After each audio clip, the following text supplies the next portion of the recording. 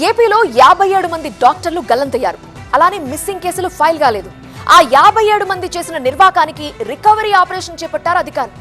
వాళ్ళ ఉన్నతి కోసం ష్యూరిటీ సంతకాలు పెట్టిన వాళ్ళకి ఇప్పుడు చిక్కొచ్చు పడింది. అదెలా, ఎందుకు, అసలు ఆ 57 మంది ఎవరు, వాళ్ళు ఏం చేశారు?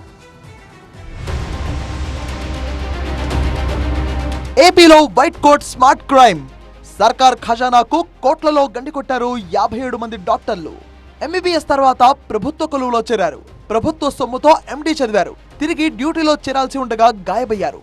మనకి ఏపీలో 2014 నుంచి సర్వీస్ కోటా అనేది మనకు అవైలబిలిటీ ఉంది. సర్వీస్ కోటాలో పీజీ తీసుకొని పీజీ కంప్లీట్ చేసినటువంటి వాళ్ళు కొంతమంది మళ్ళీ as per rule government service చేయాలి. అలా చేయకుండా టోటల్ 57 మెంబర్సు పీజీ కంప్లీట్ అయిన తర్వాత వాళ్ళు గవర్నమెంట్ సర్వీస్ చేయకుండా ఉన్నారు. వాళ్ళల్లో మాకు డైరెక్టర్ ఆఫ్ పబ్లిక్ హెల్త్ కింద ఓన్లీ 14 మంది ఉన్నారు. మిగతా వాళ్ళంతా కూడా డైరెక్టర్ ఆఫ్ సెకండ్ హెల్త్లో అబ్స్కాండ్ అయిన వాళ్ళు. ఆ 57 మంది జాడెక్కడా? ప్రభుత్వ నిధులతో ఎండీ చదివి ప్రైవేట్ ప్రాక్టీస్ చేస్తున్నారా? ఎంబీబీఎస్ పూర్తి కాగానే పిహెచ్సిలో చేరితే ఇన్ సర్వీస్లో పీజీ చేసే అవకాశం ఉంటుంది. పైగా ప్రభుత్వం ఆర్థిక చేయూతనిస్తోంది. 2014లో 58 మంది సర్కార్ ప్రోత్సాహకాలను సద్వినియోగం చేసుకుంటూ పీజీలో చేరారు. ఎండీ పూర్తయ్యాక నిబంధనల ప్రకారం మళ్లీ విధుల్లో చేరాలి. కానీ వారు డుమ్మా కొట్టారు. ఇలాంటి శాలరీలు ఉంటాయని కొన్ని నిబంధనలు పెట్టారు అధికారులు. ఇప్పుడు ఒక్కొక్కరు 40 లక్షల రూపాయలు ప్రభుత్వానికి కట్టాల్సిందే. రికవరీ ప్రాసెస్ కూడా మొదలైంది. అప్పుడు 20 lakhs బాండ్ ఉంది మామూలుగా, అంటే వాళ్ళు జాయిన్ అయినప్పుడు.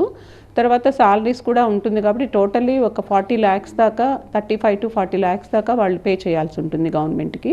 షోకాజ్ నోటీస్ ఇవ్వడము, ఛార్జ్ మెమోస్ ఇవ్వడము, తర్వాత గజెట్ నోటిఫికేషన్ కూడా వాళ్ళందరూ ఎవరైతే ఇలా వెళ్ళిపోయారో అంతా గజెట్లో కూడా నోటిఫై చేశాము. తర్వాత మన డిఎంహెచ్ఓలు ఉన్నారు 28 జిల్లాల్లో కూడా, వాళ్ళకి కూడా వీళ్ళని ట్రేస్ అవుట్ చేయండి అని అక్నాలజ్మెంట్ కోసం వాళ్ళకి అవంతా కూడా ఇన్ఫర్మేషన్ సర్క్యులేట్ చేశాము. అది అయిపోయిన తర్వాత కూడా రెస్పాండ్ కాకపోతే రెవెన్యూ యాక్ట్ ప్రకారము రికవరీ చేయాలని ప్లాన్ చేస్తున్నామండి. ఆ 57 మంది ఏమయ్యారు? ఎక్కడున్నారు? నోటీసులు ఇవ్వడంతో కొందరు స్పందించారు. సూపర్ స్పెషాలిటీ చేస్తున్నామని 2, త్వరలో విధులకు హాజరవుతామని 3 వివరణ ఇచ్చారు. మరి మిగతా వాళ్ళెక్కడా? వాళ్ళంతట వాళ్ళు వస్తే సరే, లేదంటే వాళ్లకు షూరిటీ సంతకాలు పెట్టిన వాళ్ళ నుంచి 40 లక్షల రూపాయలు రికవరీ చేయడానికి రంగం సిద్ధమైంది. అప్పుడు రెంట్ హౌస్లో ఉన్నారో ఎక్కడున్నారో మరి ఆ అడ్రస్లు ఇచ్చారు. ఆ అడ్రస్లో ఇప్పుడు మాకు ట్రేస్ కాలేదు.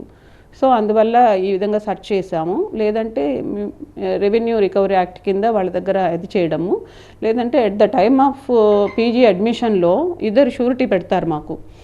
One of the employees the government employee ఉంటారు దాంట్లో. సో వాళ్ళని కూడా మేము వాళ్ళ దగ్గర రికవరీ చేయడానికి ప్లాన్ చేస్తున్నాం. ఎండీ చదవడానికి సొమ్ము సర్కార్ది. చదివినాక సేవలు కార్పొరేట్ ఆసుపత్రుల్లో, ప్రైవేట్ క్లినికుల్లో. ఎండీ పూర్తి చేసి మళ్లీ సర్కార్ కొలువులో చేరితే 2 ఏళ్లు ట్రైబల్, 3 ఏళ్లు రూరల్, 6 ఏళ్లు అర్బన్ ప్రాంతాల్లో పనిచేయాలి.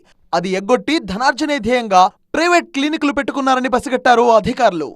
ఈ 57 మంది విద్యార్థుల మీద ప్రభుత్వం దాదాపు 20 కోట్ల రూపాయల వరకు ఖర్చు పెట్టింది. కానీ ఈ 57 మంది విద్యార్థులు కూడా ప్రభుత్వంలో ఎక్కడ కూడా విద్య చదివిన తర్వాత వైద్యం అందించకుండా బయటికి వెళ్ళకపోవడంతో మాత్రం వీరి నుంచి సొమ్ము రికవరీ చేసేందుకు అధికారులు చర్యలు చేపడుతున్నారు. వీడియో జర్నలిస్ట్ వెంకటేశ్వరరావుతో శ్రీధర్, TV9 విజయవాడ నుంచి.